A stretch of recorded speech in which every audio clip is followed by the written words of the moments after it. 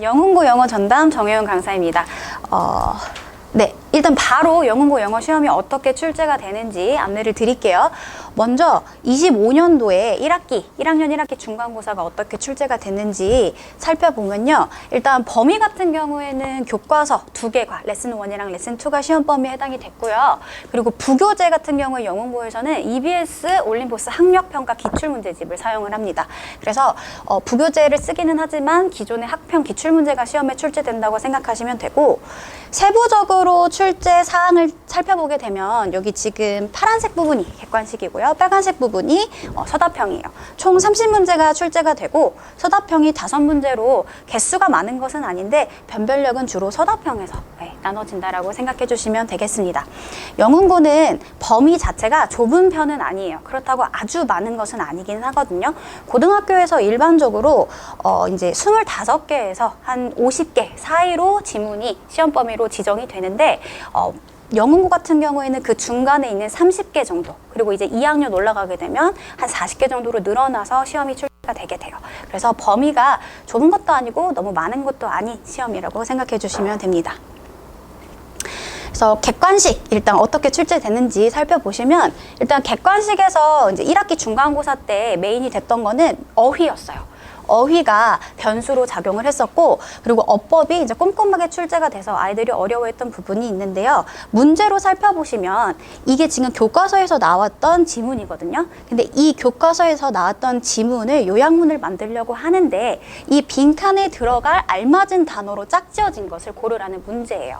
사실 이게 시험 범위에 해당하는 지문이고 교과서 지문은 난도가 높지는 않거든요. 그러다 보니까 아이들이 이거를 읽지 않고도 이게 무슨 내용인지는 다 알고 있어요. 다 아는데도 불구하고 이 문제를 굉장히 많이 틀렸는데, 이유는 여기 단어의 난도가 조금 어려웠기 때문입니다.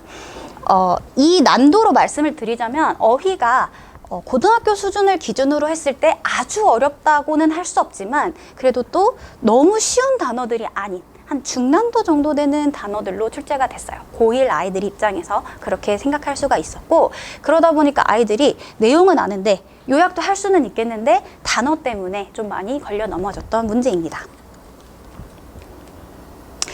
이 문제 같은 경우에도 어휘 때문에 변수가 있었던 문제인데 이 문제도 굉장히 많이 틀렸어요. 주어진 이 인물의 성격을 잘 나타내는 단어를 고르면 되는 문제였는데요. 이 인물이 어떤 성격인지 아이들이 너무나 다 잘 알아요. 시험 범위에 해당하는 지문이었기 때문에 이 난이라는 사람이 어떤 특성을 가지고 있는지 알고 있었음에도 불구하고 이게 답이 실제로는 1번이었거든요. 근데 여기 determined and stubborn 이라고 나와 있는데 아주 어려운 단어는 아닙니다만 아이들이 determine이라고 하면 결정하다라는 뜻으로만 알고 있어요. 그런데 determine이 결심하다라는 뜻도 있고 뒤에 ed가 붙어 있으니까 결심한이라는 뜻이 된다는 것을 의미를 확장해서 공부를 못했던 친구들 같은 경우에는 이 문제를 1번에서 결정된 이라고 해서 이상하다고 생각해서 안 고르고 오답이 많이 났던 문제입니다. stubborn이라는 단어 자체도 고집이 센이라는 뜻의 단어인데 아이들이 느끼기에, 고등학교 1학년 친구들이 느끼기에 조금 까다로웠다. 물론 안정적으로 모의고사 1등급이 나오는 친구들은 이거 전혀 어렵다고 생각하지 않는데요. 제가 이제 기준을 두고 말씀드리는 학생들은 일반적으로 평균에 해당하는 학생들의 이야기를 말씀을 드리는 거라 3등급 정도 되는 친구들에게는 이 문제가 굉장히 조금 까다로웠다라고 말씀드릴 수 있겠습니다. 그리고 객관식에서 또 약간 아이들이 거걱거렸던 문제가 어법 문제예요. 이제 이런 스타일의 문제는 고등학교에 자주 출제되는 스타일인데요. 지문을 주고 어법상 틀린 것의 개수가 몇 개인지를 물어보는 문제가 나타납니다. 그래서 여기 A에서 E까지 밑줄을 다 그어놓고 어법상 틀린 거의 개수를 물어보다 보니까 하나만 고르면 되는 게 아니잖아요. 각각 OX를 본인이 명확한 기준을 가지고 판단을 해야 하다 보니까 아리송해요. 그리고 맞는 것 같기도 하고 틀린 것 같기도 하다 보니까 시간 소모가 많은 문제 중에 하나입니다.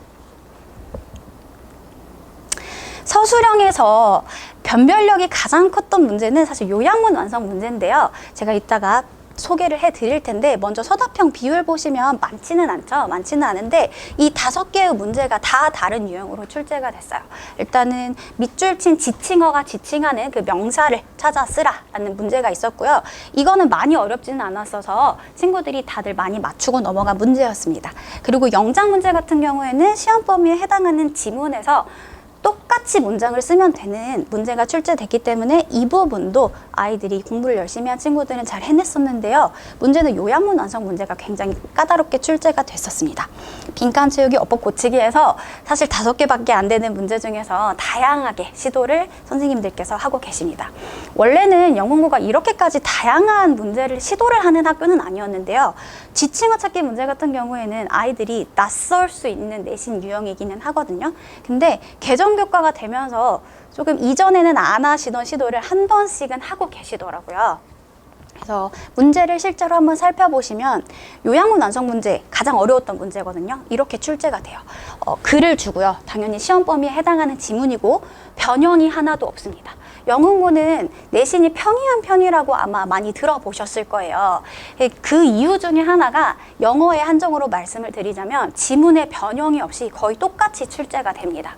물론 지문에서 변형이 되는 것 같은 경우에는 빈칸 추론 문제 같은 경우에는 빈칸을 뚫어놓은 부분을 원문이랑은 살짝 다르게 변형해서 출제하시긴 하지만 그 몇 가지를 빼고는 다 똑같이 출제를 하세요. 심지어 어법 문제도 똑같이 출제를 하시기 때문에 이제 영문고 영어 시험이 어려운 편은 아니다라고 많이들 이제 평가를 하시는 편입니다.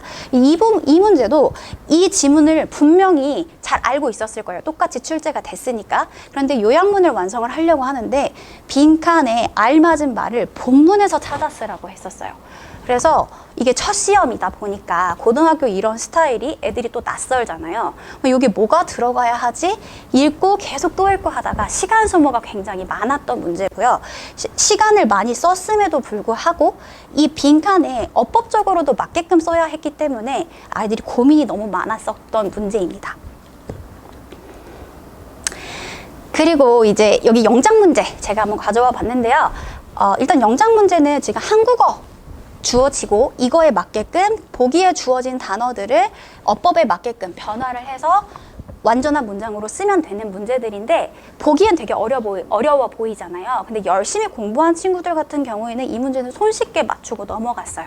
이유는 시험 범위에 있었던 지문에서 똑같은 문장을 그대로 쓰라고 냈기 때문에 생각보다 특히 이제 영문고의 여학생들 같은 경우에는 열심히 쓰면서 외우는 친구들 같은 경우에 쉽게 맞추고 넘어갔던 문제입니다. 오히려 모의고사 볼 때마다 1등급이 잘 나오는 친구들, 그러니까 독해력이 좋은 친구들이 이제 쉽게 영어가 읽히다 보니까 꼼꼼하게 외우는 걸 좀 등한시하는 경우가 있어요. 그런 친구들이 오히려 놓쳤던 문제라고 생각해 주시면 되고, 영문고 선생님들은 얼마나 성실하게 꼼꼼하게 외웠는지를 중요하게 생각하시는 것 같아요.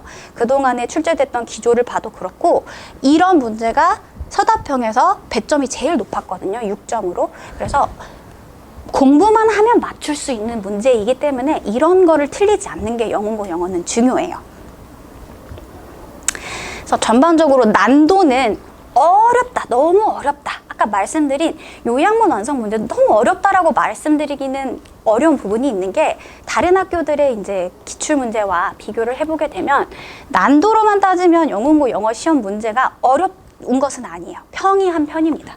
그런데 이때 중간고사 때 1등급 커트라인이 딱 90.3점으로 잡혔었거든요. 이게 기존의 영문고 이제 상위 10% 커트라인 점수랑 비교를 해보면 조금 낮은 편이에요. 기존에 이제 2학년 친구들 같은 경우에는 상위 10%면 2등급이잖아요. 그 2등급 커트라인이 95점, 97점까지도 올라갔던 적이 있어요. 근데 이때에는 그 정도는 아니었단 말이에요. 90.3점이면 물론 첫 시험이다 보니까 아이들이 첫 시험은 좀 커트라인이 더 낮게 잡히는 편이 있거든요. 낯설다 보니까. 근데 그럼에도 불구하고 아이들이 조금 어렵게 느꼈던 이유는요. 일단 아까 말씀드렸던 어휘, 기초 어휘가 부족한 경우에 선지에서 낯설다 보니까 당황한 경우도 있었고 꼼꼼하게 출제를 하셨어요. 이게 무슨 말씀이냐면 대체적으로 아이들이 교과서 공부를 한다고 하면 교과서의 난도가 높지 않다 보니까 지문 공부하고 문법 내용 원리를 공부를 하고 그걸 적용하는 공부만 하거든요. 근데 여기 B 부분에 있는 이 문장이 교과서 문법 파트에 조그맣게 예문으로 주어진 문장이었거든요. 그래서 시험이 다 끝나고 나서도 꼼꼼하게 교과서 안 외웠던 친구들은 이게 도대체 어디서 나온 문장이야? 그냥 있는 그대로 실력으로 이걸 영작을 하라는 건가? 라고 느꼈었어요. 그래서 꼼꼼하게 되게 내시는 게 25년도 1년 내내 유지가 됐었던 출제 기조입니다. 그리고 1등급 커트라인 같은 경우에는요, 제가 이제 뒤에 25년도 이제 중간고사 말고도 이 뒤에 출제 기조가 어떻게 됐는지 요약해서 간략하게 설명드릴 텐데요. 1등급 커트라인은 고정입니다. 그러니까 시험이 평균이 올라가고 평균이 내려가도 그리고 100점이 있건 없건 1등급 커트라인은 25년도에는 90점 초반으로 똑같이 유지가 됐었어요. 물론 조금 더 어려웠을 때에는 딱 90점, 좀 더 쉬웠을 때는 뭐 91점 후반대 이렇게 잡히기도 했지만 1등급 커트라인이 거의 정해져 있다는 것은 사실 이번에 입학했던 1학년 친구들에게서만 보여지는 현상은 아니고 2학년 그동안에 이제 영문고 학생이었던 친구들에게서 다 보여지는 현상인데요. 영문고는 상위권에서의 경쟁이 굉장히 치열해요. 탄탄하고 그 친구들 사이에서 이제 경쟁에서 밀리지 않는 게 중요하거든요. 만약에 상위권을 목표로 한다고 한다면. 그래서 실수를 하지 않는 게 중요한 시험입니다. 어려운 문제는 없지만 꼼꼼하게 출제를 하시고 상위권 애들이 좀 굳어져 있게 콘크리트층으로 자리 잡고 있기 때문에 실수를 하지 않는 부분에 굉장히 심혈을 기울여야 해요. 그래서 요약을 드리자면 전형적으로 어렵지는 않은 영어 내신으로 출제가 됐습니다. 그런데 이게 쉬워서 어렵다고 말씀드릴 수 있을 것 같아요. 이게 무슨 말이냐면 난도는 쉽거든요. 문제에서 아주 어려운 난도는 없지만 사실 문제가 어렵고 쉬운 거랑 등급을 받기 쉽고 어려운 거는 다른 문제예요. 왜냐면 등급이라는 것은 상대평가잖아요. 그래서 내가 쉬우면 남도 쉬운 것이기 때문에 이 쉬운 시험에서 어떻게 안 틀리고 상위권 경쟁에서 살아남느냐 때문에 영문고 영어는 어렵기도 합니다. 등급을 따기가 어려워요. 왜냐하면 문제가 많이 어려운 것이 아니기 때문에 모의고사 3등급을 받는 친구들이 항상 치고 올라올 수 있는 기회가 열려 있거든요. 그래서 영어 자원이 좀 덜 풍부한 친구들 같은 경우에는 오히려 기회가 될 수 있는 학교예요. 저는 4등급에서, 그러니까 2학년 9등급제 기준으로 4등급에서 1등급까지 치고 올라가는 친구들도 굉장히 많이 봤고요. 현재도 모의고사는 3등급인데 내신은 1등급인 이런 친구들이 굉장히 많아요. 그래서 쉬운데 어려운 학교라고 생각해 주시면 되겠습니다. 방금까지는 이제 1학년 1학기 중간고사 어떻게 출제됐는지 말씀을 드렸고요. 이제 다른 25년도 1년으로 두고 봤을 때 시험 출제가 어떻게 됐는지 그 추이를 간략하게 설명을 드릴게요. 일단 중간고사 같은 경우에는 평이하게 출제가 됐고 변별력은 어휘로 뒀었고요. 교과서와 부교재 중에서 부교재에 좀 더 무게가 실렸었는데 이게 부교재가 문제가 많다는 게 아니고 부교재에다가 이제 난도가 어려운 문제를 많이 배치를 하셨어요. 변별력 문제였던 요양문 완성 문제가 부교재에 나왔던 지문에서 이렇게 출제를 하셨었거든요. 그리고 굉장히 특이했던 부분 중에 하나는 이때 어법 문제 개수가 굉장히 적었어요. 어법 문제가 2개밖에 출제가 안 됐는데 원래 영문고가 그런 학교가 아니었는데 이때에는 굉장히 적게 출제를 하셨더라고요.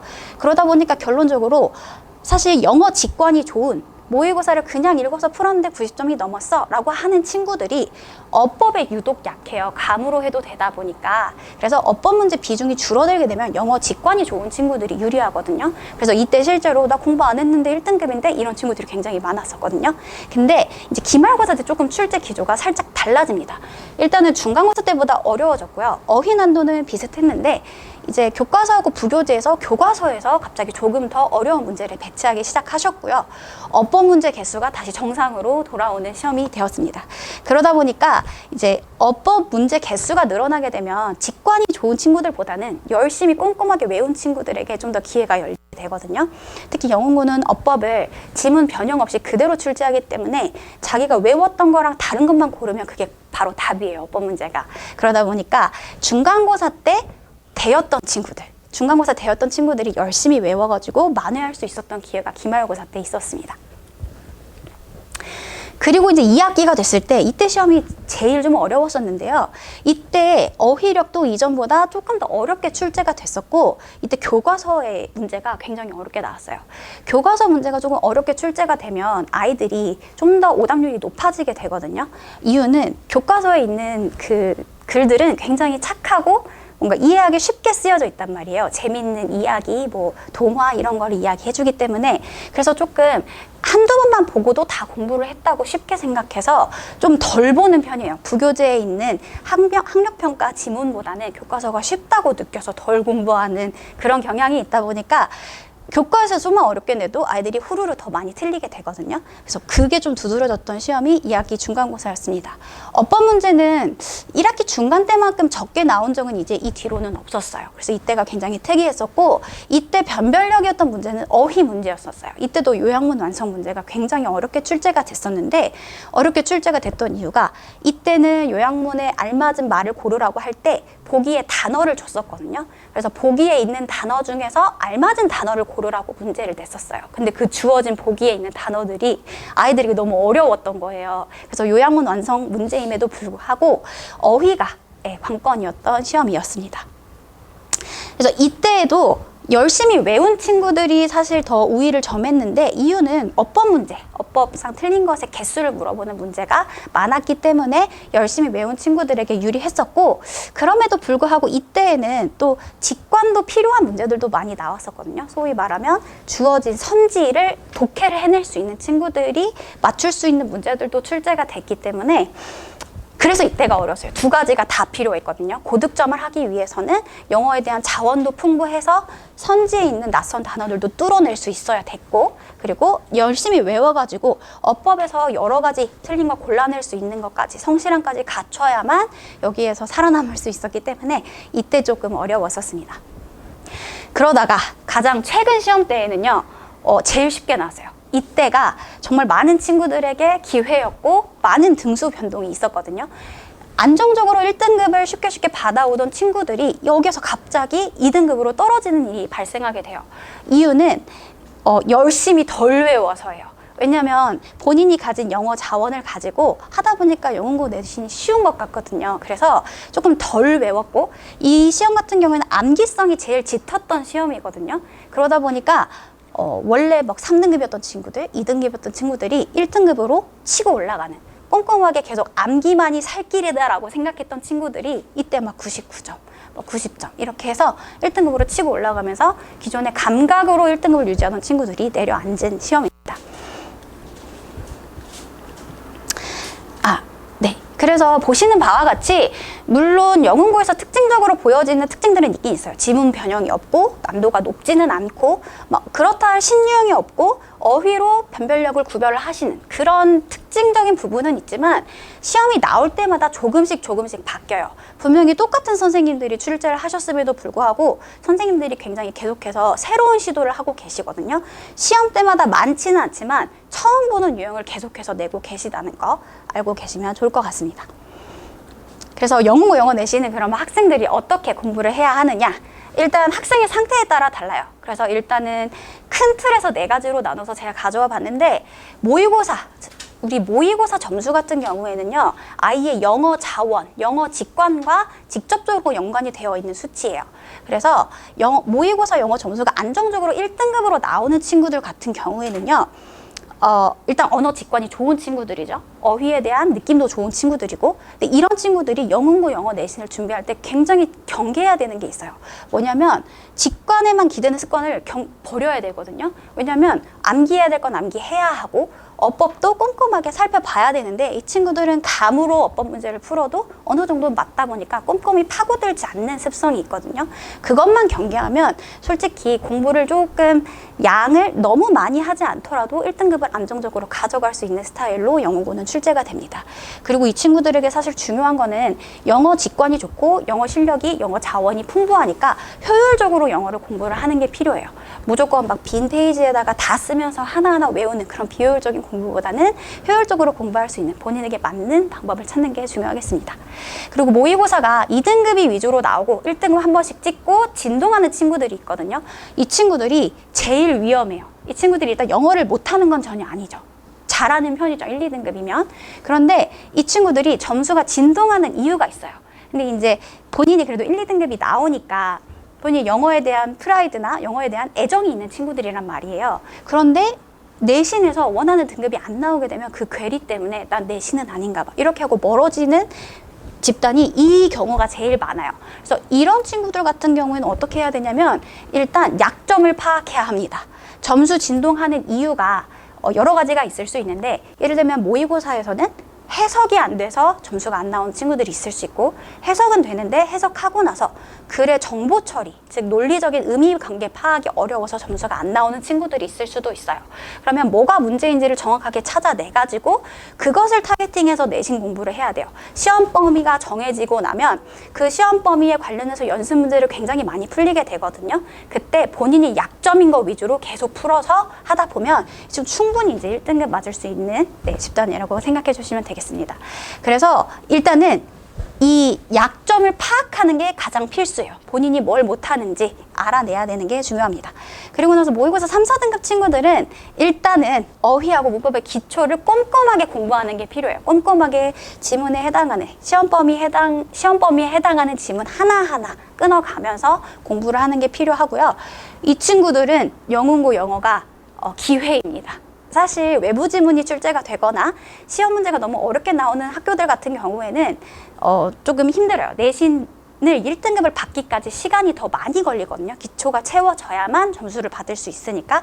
그런데 영문고 같은 경우에는 지문 변형 없이 그대로 출제가 되다 보니까 이 친구들이 열심히만 하고 열심히 외우고 시간 투자만 많이 하면 1등을 충분히 가져갈 수 있는 학교입니다.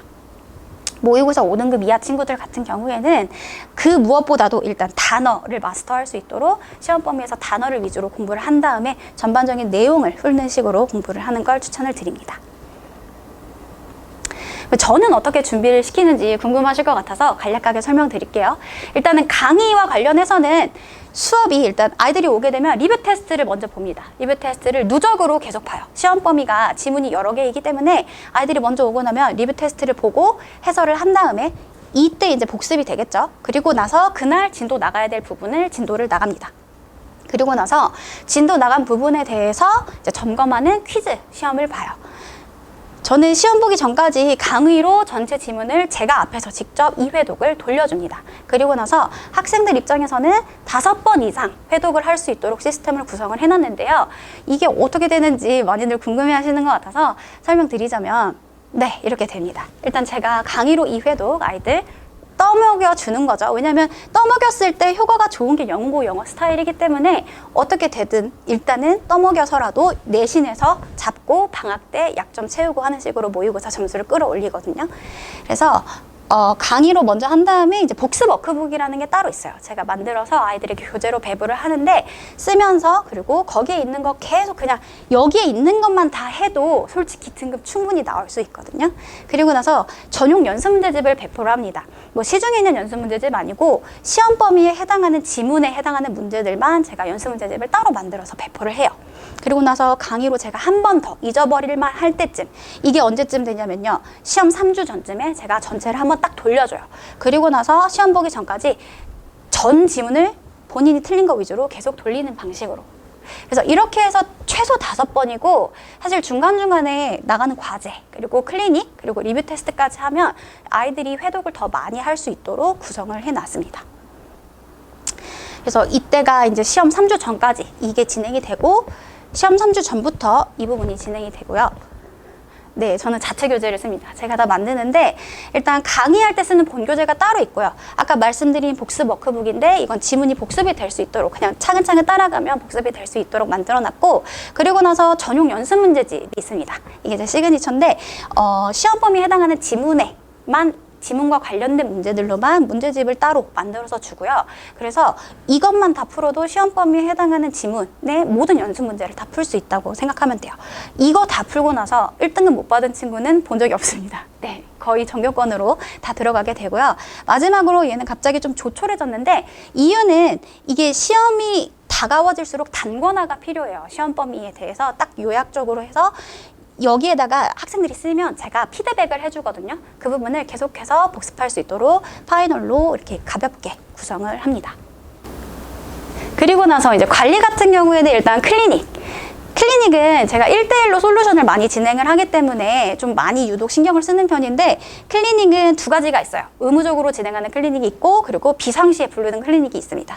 의무 클리닉은 매주 1시간 진행되고, 이때 복습 위주로 진행이 된다라고 생각하시면 되고요. 비상 클리닉은 이제 과제를 덜 했을 때나 아니면 제가 딱 봤을 때 약점이 보일 때 제가 부릅니다. 그리고 부를 때는 제가 다 학부모님들에게도 안내를 드리니까 알고 계시면 될 것 같고요. 그리고 영웅고 영어 전용 카톡방을 관리를 합니다. 그래서 여기에 과제 안내도 하고 과제 관리도 여기에서 하고, 그리고 저에게 질문할 수 있도록 창구를 24시간 관리를 하고 있습니다.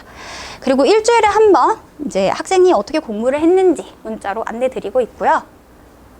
네, 지금까지 설명드렸던 저에 대해서 조금 궁금해하실 것 같아서 간략하게 설명하고 마무리를 짓도록 하겠습니다. 저는 정성을 다하는 정혜운 강사고요. 네, 영어를 매우 사랑해요. 그래서 오래 좀 공부를 했고, 네, 영어에 대해서는 제가 굉장히 애정과 또 자신감도 있는 편입니다. 그래서 2025년에 영웅고 영어 내신 성과에 대해서 간략하게 말씀드리자면, 일단은 전교 2등 99점 받아서 배출이 되었는데, 이 친구는 제가 참 기억에 남는 게 한 번도 1등급을 다른 학원에서 받아본 적이 없어요. 만년 2등급이다가 저에게 오고 나서 선생님 숙제는 다른 학원보다 적은데 선생님이랑 공부하고 전교 2등 99점 나왔습니다 라고 하더라고요. 그래서 어떻게 그렇게 된 거 같니? 라고 물어봤더니 쓸데없는 거를 안 시킨대요. 쓸데없이 지문 그대로 베껴쓰기 이런 걸 제가 시키진 않거든요. 아이들에게 맞는 1대1 솔루션을 클리닉 시간에 제가 주기 때문에 이렇게 성과가 나올 수 있었고, 1학년, 2학년 모두 1등급 많이 배출했고요. 그리고 나서 성적 향상이 정말 많은데 64점이었던 친구가 사실 여긴 64점인데 이전에는 40점대였거든요. 40점대였다가 64점 됐다가 저랑 공부하고 1등급 됐고요. 3등급에서 1등급 되고 뭐 2등급에서 99점 됐던 친구, 이 친구가 이 친구고요. 그리고 60점대에서 89점 맞습니다. 네. 그래서 이게 왜 가능하냐면, 제가 아까 비상 클리닉 아까 써놓은 거 보셨잖아요. 그때 보고 제가 1대1로 맞는 솔루션을 줘요. 제가 아이들을 굉장히 관찰하고, 딱 봐도 저 꼼꼼해 보이잖아요. 꼼꼼하게 아이들을 관찰하다 보니까 그 친구가 뭐가 필요한지 보여요. 그러면 막 그냥 많은 양을 무조건 다 시키는 게 아니라 필요한 거를 위주로 클리닉 때 시키기 때문에 조금 성과가 그래도 나오는 편이고요. 이번 연도에 영웅고 1학년 영어 시간표는 화요일, 토요일 때 진행을 하게 되고, 6시에서 9시까지 화요일에 진행을 하고, 토요일에는 1시 반에서 3시 반까지 진행을 합니다. 그래서 화요일에 이때 3시간 중에 1시간은 복습 클리닉 시간이에요. 네, 긴 이야기 들어주셔서 감사합니다.